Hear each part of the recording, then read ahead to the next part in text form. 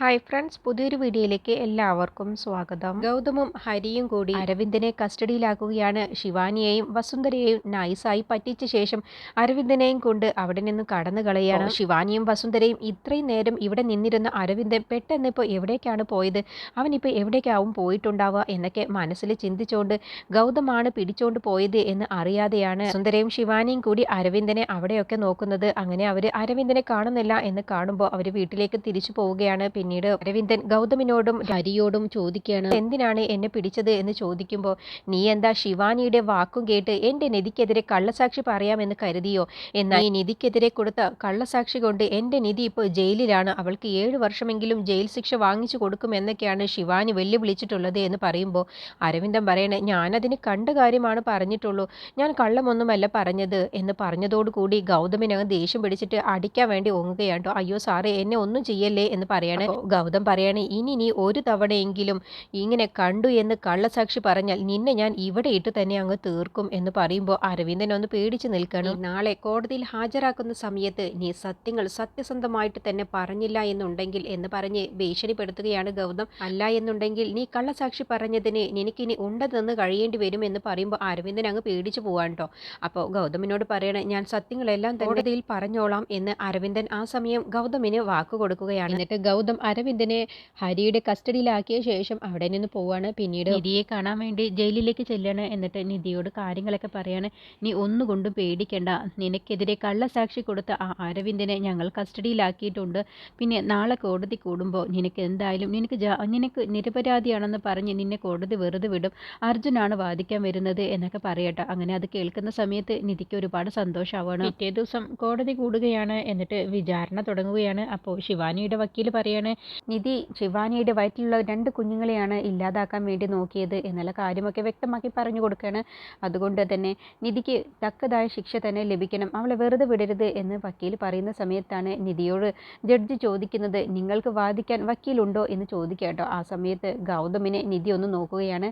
അപ്പോഴാണ് അർജുൻ അവിടേക്ക് കടന്നു വരുന്നത്. അങ്ങനെ അർജുനാണ് നിധിയുടെ വക്കീൽ എന്ന് പറയാൻ കേട്ടോ. അങ്ങനെ നിധിക്ക് വേണ്ടി അർജുൻ വാദം തുടങ്ങുകയാണ്. എന്നിട്ട് അർജുൻ ജഡ്ജിയോട് പറയണ, ആദ്യം എനിക്ക് പോലീസിനെയാണ് ക്വസ്റ്റ്യൻ ചെയ്യാനുള്ളത്, CI സാറിനെയാണ് ആദ്യം ചോദ്യം ചെയ്യാനുള്ളത് എന്ന് പറയുമ്പോൾ CI സാറിനെ വിളിച്ച് ചോദ്യം ചെയ്യാൻ അർജുൻ ഒരുങ്ങുകയാണ് കേട്ടോ. എന്നിട്ട് ചോദിക്കുകയാണ്, നിങ്ങൾ എന്ത് അടിസ്ഥാനത്തിലാണ് നിധിയെ അറസ്റ്റ് ചെയ്തത് എന്ന് ചോദിക്കുമ്പോൾ പോലീസ് പറയണ, അമ്പലത്തിലുള്ള CCTV ദൃശ്യം കണ്ടതിൻ്റെ ശേഷമാണ് നിധിയും ആ ഇളനീർ കച്ചവടക്കാരനും കൂടി ശിവാനിക്കെതിരെ ഇങ്ങനെ ഒരു ചതി ചെയ്തതിൻ്റെ തെളിവ് സഹിതമുള്ള വീഡിയോ കിട്ടിയത് എന്ന് പറയുമ്പോൾ അർജുൻ ചോദിക്കുകയാണ്, നിങ്ങൾ കണ്ട ആ വീഡിയോയിൽ അതിൽ ഓഡിയോ ഇല്ലല്ലോ, പിന്നെ എങ്ങനെയാണ് നിധി ചതി ചെയ്തതാണെന്നുള്ളത് നിങ്ങൾക്ക് മനസ്സിലായത്? ഇത് കേട്ടപ്പോൾ പോലീസ് അങ്ങ് പതറുകയാണ് കേട്ടോ. അപ്പോൾ അർജുൻ ചോദിക്കുകയാണ്, എന്താ ശിവാനി നിങ്ങളോട് അങ്ങനെ പറയാൻ പറഞ്ഞോ എന്ന് ചോദിക്കുമ്പോൾ, അല്ല, ആ തെളിവ് മാത്രമല്ല ഞാൻ കണ്ടത്, പിന്നെ ഒരു വീഡിയോ കൂടി എനിക്ക് കിട്ടി.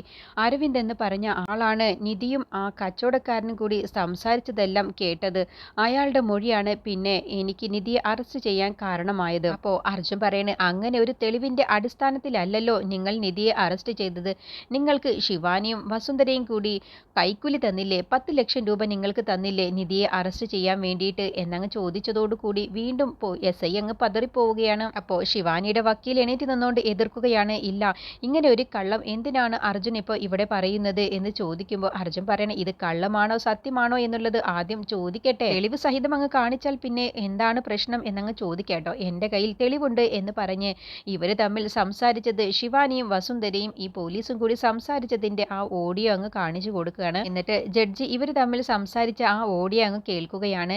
നിധി ഒരിക്കലും ജയിലിൽ നിന്നും പുറത്തിറങ്ങരുത്, അവളെ ഒരിക്കലും പുറത്തിറക്കാൻ കഴിയരുത്, അങ്ങനെ കഴിഞ്ഞാൽ പിന്നെ ഒരിക്കലും ഗൗതമിനിൽ നിന്നും നിധിയെ പിരിച്ചെടുക്കാൻ കഴിയില്ല, അതുകൊണ്ട് നിധി ഒരിക്കലും കേസിൽ നിന്നും രക്ഷപ്പെടരുത് എന്ന് പറഞ്ഞുകൊണ്ടുള്ള ഓഡിയോ ക്ലിപ്പുകളാണ് അതിലുള്ളത്. അപ്പോൾ അതെല്ലാം തന്നെ ജഡ്ജി കേൾക്കുകയാണ്. നിങ്ങൾക്ക് എത്ര കാശ് വേണമെങ്കിലും തരാം, ഇപ്പോൾ തൽക്കാലം 10 ലക്ഷം രൂപ തന്നാൽ ഇനിയും നിങ്ങൾക്ക് എത്ര ചോദിച്ചാലും ഞാൻ തയ്യാറാണ് തരാന്, പക്ഷേ നിധി ഒരിക്കലും ഈ കേസിൽ നിന്നും രക്ഷപ്പെടരുത്, അതിനുവേണ്ടി ഞാൻ എന്തും ചെയ്യും എന്നൊക്കെ വസുന്ധര ഈ പോലീസുമായി സംസാരിച്ചതാണ് ആ റെക്കോർഡിലുള്ളത്. അങ്ങനെ പോലീസ് പറയാണ്, ഒന്നുകൊണ്ടും പേടിക്കണ്ട, ഒരിക്കലും നിധി ഈ കേസിൽ നിന്നും രക്ഷപ്പെടില്ല, അതിനുള്ള കാര്യങ്ങളൊക്കെ ഞാൻ ചെയ്തോണ്ട്. അപ്പോൾ ആ ഓഡിയോ കേട്ടതോടു കൂടി പ്രണവങ്ങ് ഞെട്ടിപ്പോവുകയാണ്. എന്നിട്ട് ശിവാനിയോട് ചോദിക്കുകയാണ്, അല്ല, ആൻറ്റിയും ആ പോലീസും കൂടി സംസാരിച്ചതിൻ്റെ ഓഡിയോ ആണല്ലോ ഇതിലുള്ളത്, ഇതിലിപ്പോൾ ഏട്ടത്തി നിരപരാധിയാണല്ലോ. ഇത് കേൾക്കുമ്പോൾ എനിക്ക് തോന്നുന്നത് ഏട്ടത്തിയുടെ മേലിൽ കള്ളപരാതിയാണല്ലോ കൊടുത്തിട്ടുള്ളത് കൊടുത്തിട്ടുള്ളത് എന്ന് പറയുമ്പോൾ ശിവാനി പെട്ടെന്ന് അങ്ങ് പതറുകയാണ് കേട്ടോ. എന്നിട്ട് ശിവാനി പറയാണ്, എനിക്കറിയില്ല ഇതിനെക്കുറിച്ച്, ഇതെന്താ ഇങ്ങനെയൊക്കെ പറയുന്നത്, എനിക്കൊന്നും മനസ്സിലാവുന്നില്ല എന്നും പറഞ്ഞുകൊണ്ട് ശിവാനി നല്ലവളെ പോലെ സംസാരിക്കുകയാണ് പ്രണവിൻ്റെ മുന്നിൽ. അപ്പോൾ പോലീസ് പറയണേ, ഇത് ഫേക്ക് ഓഡിയോ ആണ്, ഇത് ഞാനല്ല, ഞാൻ സംസാരിച്ചിട്ടില്ല ഇങ്ങനെയൊന്നും, ഇത് ഇവർ വ്യാജമായിട്ട് ഉണ്ടാക്കിയ ഓഡിയോ ആണ്. അങ്ങനെയാണെങ്കിൽ നിങ്ങൾ നേരിട്ട് സംസാരിക്കുന്ന വീഡിയോ കാണിച്ചു തന്നാൽ അപ്പോൾ ഇതിൽ വ്യാജമാണോ അല്ലയോ എന്നുള്ളത് നമുക്ക് അറിയാമല്ലോ എന്ന് പറഞ്ഞ് ആ വീഡിയോ അങ്ങ് കാണിച്ചു കൊടുക്കാൻ കേട്ടോ. അപ്പോൾ ഗൗതമുമായിട്ട് ആ പോലീസ് സംസാരിക്കുന്ന വീഡിയോ ആണ് കാണിച്ചു കൊടുക്കുന്നത്. ഗൗതം പോലീസിനെ കണ്ട് സംസാരിക്കുന്നുണ്ട്. നിധി പാവമാണ്, നിധി നിരപരാധിയാണ്, നിധിയെ എങ്ങനെയെങ്കിലും രക്ഷിക്കണം എന്ന് പറഞ്ഞുകൊണ്ട് ഗൗതം പോലീസുമായി സംസാരിക്കുന്ന സമയത്ത് പോലീസ് പറയുന്നത്, ശിവാനിയും വസുന്ധരയും എനിക്ക് നിധിയെ അറസ്റ്റ് ചെയ്യാൻ വേണ്ടി 10 ലക്ഷം രൂപയാണ് തന്നിട്ടുള്ളത്. നിധി നിരപരാധിയാണെന്ന് തെളിയിക്കാൻ വേണ്ടി 20 ലക്ഷം രൂപ എനിക്ക് തന്നാൽ പിന്നെ ഞാൻ എന്തായാലും ഈ കേസിൽ നിധി നിരപരാധിയാണെന്നുള്ളത് ഞാൻ തെളിയിച്ചോളാം എന്ന് പറയുമ്പോൾ ഗൗതം പറയുന്നു, അയ്യോ 10 ലക്ഷം രൂപയൊന്നും എൻ്റെ കയ്യിൽ തരാനില്ല എന്ന് പറഞ്ഞ് അങ്ങനെയുള്ള ഒരു വീഡിയോ ആണ് കാണിച്ചു കൊടുക്കുന്നത്. അതോടുകൂടി പോലീസ് അങ്ങ് പതറുകയാണ് കേട്ടോ. ഗൗതം പോലീസുമായി സംസാരിക്കുന്നതെല്ലാം വീഡിയോ ആയിട്ട് എടുക്കാൻ പറയുന്നത് ഹരിയോടാണ്. അങ്ങനെ ഹരിയാണ് ഗൗതമും പോലീസും കൂടി സംസാരിക്കുന്ന വീഡിയോ എടുത്തിട്ടുള്ളത്. അതോടുകൂടി കോടതിക്ക് മുന്നിൽ പോലീസ് പതറുകയാണ് കേട്ടോ. ജഡ്ജി ചോദിക്കുകയാണ്, ഇതിലുള്ളത് സത്യം തന്നെയാണോ എന്ന് ചോദിക്കുമ്പോൾ പോലീസിന് അത് സമ്മതിക്കേണ്ടി വരികയാണ്. പിന്നീട് അർജുൻ ഇനി ശിവാനിയെ വാദിക്കണം, ശിവാനിയെ ചോദ്യം ചെയ്യണം എന്ന് പറയണം. അങ്ങനെ ശിവാനിയോട് അർജുൻ ചോദിക്കുകയാണ്, ഇവിടെ കോടതിക്ക് മുൻപാകെ കാണിച്ചിട്ടുള്ള ഈ ഓഡിയോയും വീഡിയോയും കുറിച്ച് നിങ്ങൾക്ക് എന്താണ് പറയാനുള്ളത് എന്ന് ചോദിക്കുമ്പോൾ ശിവാനി പറയാണ്, ഇതെല്ലാം പച്ചക്കള്ളമാണ്. എൻ്റെ കുഞ്ഞുങ്ങളെ കളയാൻ വേണ്ടി നീ തന്നെയാണ് ഇളനീരിൽ മയക്കുമരുന്ന് ചേർത്ത് എനിക്ക് തന്നത്, അതിനുള്ള തെളിവുകളാണ് ഞങ്ങളിപ്പോൾ ഇവിടെ കൊടുത്തത്. എന്നിട്ട് നീ ഇപ്പോൾ ഓരോ ഓഡിയോയും വീഡിയോയും കൊണ്ട് വന്നിരിക്കുന്നു, അതെല്ലാം തന്നെ നിങ്ങൾ വ്യാജമായിട്ട് ഉണ്ടാക്കിയതാണോ? ശിവാനിയുടെ വക്കീൽ പറയണേ, ഇവർ എല്ലാ തെളിവുകളും വീഡിയോ ആയിട്ടാണ് ഇവിടെ കാണിക്കുന്നത്, ഇത് എങ്ങനെ വിശ്വസിക്കും? ഇത് ഇവർ വ്യാജമായിട്ട് ഉണ്ടാക്കിയതാണോ എന്നുള്ളത് നമുക്കറിയില്ലല്ലോ, അതുകൊണ്ട് ഇത് വിശ്വസിക്കുക ഓണർ എന്ന് പറയുമ്പോൾ അർജുൻ പറയണേ, നിങ്ങളും വീഡിയോ സഹിതമല്ലേ ഇവിടെ കോടതിക്ക് മുൻപാകെ ഇതിയാണ് ശിവാനിക്ക് ഇളനീരിൽ മയക്കുമരുന്ന് ചേർത്ത് കുഞ്ഞുങ്ങളെ കൊല്ലാൻ നോക്കിയത് എന്ന് നിങ്ങൾ പറഞ്ഞത്? വീഡിയോയിലുള്ള സാക്ഷിയായി പറഞ്ഞ അരവിന്ദനെ ഇതുവരെയും നിങ്ങൾ കോടതിക്ക് മുൻപാകെ കൊണ്ടുവന്നിട്ടുമില്ലല്ലോ എന്ന് പറയുമ്പോൾ വക്കീലൊന്നങ്ങ് പതറുകയാണ്. എന്നിട്ട് വക്കീൽ പറയാണ്, അത് പിന്നെ അരവിന്ദ് എന്ന് പറഞ്ഞ ആളിപ്പോൾ സ്ഥലത്തില്ല എന്നങ്ങ് പറയാട്ടോ. അപ്പോൾ അർജുൻ ചോദിക്കുകയാണ്, സ്ഥലത്തില്ലേ, പിന്നെ അയാൾ എവിടെ പോയി? ഇപ്പോൾ അർജുൻ പറയണേ, അരവിന്ദിനെ ചോദ്യം ചെയ്യാൻ കോടതി ഉത്തരവ് വിടണം എന്ന് പറയട്ടോ. അങ്ങനെ അർജുൻ അരവിന്ദിനെ വിളിക്കുകയാണ്. അതോടുകൂടി ശിവാനിയൊക്കെ അങ്ങ് പതറുകയാണ് കേട്ടോ.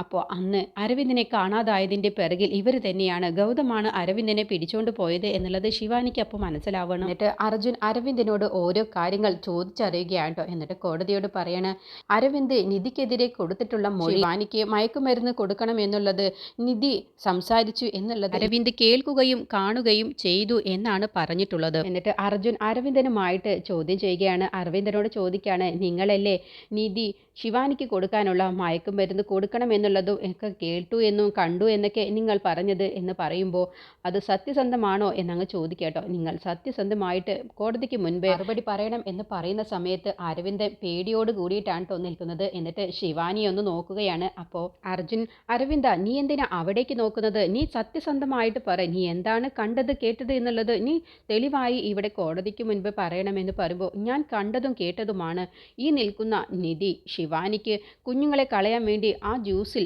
മയക്കുമരുന്ന് ചേർത്തണം എന്ന് പറയുന്നത് ഞാൻ കേട്ടതാണ് എന്നൊക്കെ അങ്ങ് പറയുന്ന സമയത്ത് ശിവാനിയുടെ വക്കീൽ പറയണ, കേട്ടില്ലേ യുവർ ഓണർ, ഇപ്പോൾ ഇവർ പറയുന്നത്, അരവിന്ദ് പറയുന്നത് കേട്ടില്ലേ, ഇനി എന്താണ് ഇതിലിപ്പോൾ ഇത്ര ചോദിക്കാനുള്ളത് എന്ന് പറയുമ്പോൾ അർജുൻ പറയണ, അതിന് വാദം തുടങ്ങിയിട്ടല്ലേ ഉള്ളൂ, ഇനിയും ചോദ്യങ്ങൾ ചോദിക്കാനുണ്ട് ഈ നിൽക്കുന്ന അരവിന്ദിനോട് എന്ന് പറയുമ്പോൾ ശിവാനിയും ആ വക്കീലും ഒന്ന് പേടിയോട് കൂടിയിട്ടാണ് നിൽക്കുന്നത്.